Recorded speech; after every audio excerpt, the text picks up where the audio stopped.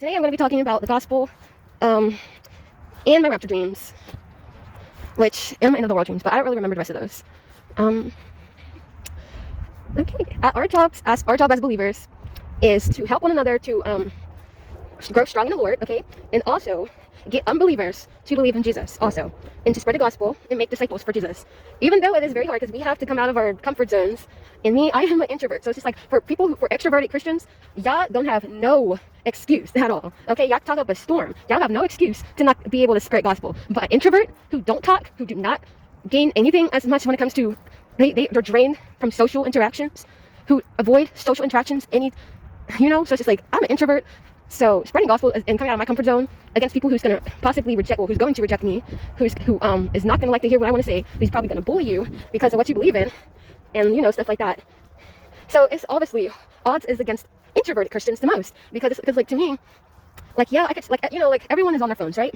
Everyone is on their phones constantly. Or phone is in your face, all of that. So why not just post gospel while you're on your just make videos and post it online, or just type in like comments or on Twitter or threads and stuff like that, or in like YouTube comments. But to me, I'm just like yeah, but it's also not effective at all as it would be a one-to-one conversation or you talking to a microphone to a group of people. It's not as effective because there isn't no human contact. Where it's contact through devices, and people can easily just scroll straight past it, because when you're online, you're not going to look at something you're not interested in. You're only going to look at stuff you're interested in, and now you're able to, because most people make their own playlists so that it's, what's it called? So it only shows stuff that they're interested in. So, they're not going to have stuff like, oh, come to Jesus on their feed, because they could customize their feed to be stuff that they're only interested in. And if they could care less about the gospel, it's not going to be on there. So using the internet isn't really the most effective way to do it. It's better to do it in person, and it's bolder to do it in person.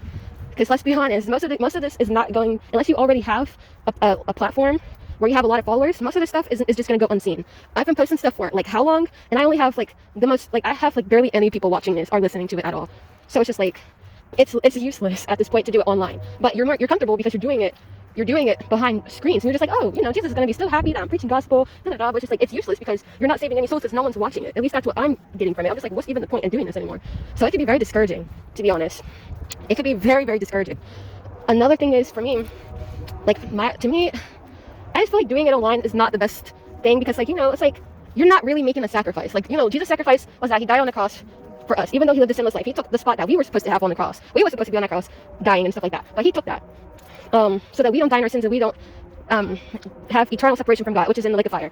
So Jesus saved us from that, and that was his sacrifice. He gave up his life. He had to go through all that pain. Can you imagine having a needle? What is it called?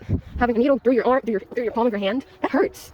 I'd be crying. I'd be crying if I stubbed my toe in a dresser. Can you imagine having something like that through your hand and you're hanging on a cross from that? It's just like that is ripping all these other tendons and stuff, and damaging nerves, and you're just bleeding out. Can you imagine stuff like that? That was his sacrifice. But for us, I'm talking about me included, because I'm having problems with it as well. Because one, I was very insecure of my voice. I was insecure of my voice for the longest time, so I didn't really like talking, especially hearing myself on video recordings. I was like, oh, I'm not posting this, I'm not posting that. Even if the message that I was saying sounded good, I still was like, I'm not posting it because my voice sounds weird. And also, introverted, I had a lot of anxiety around that time. So I was like, oh no, and then I was like, oh, I'm a stutter whenever I speak, and I don't know what to say.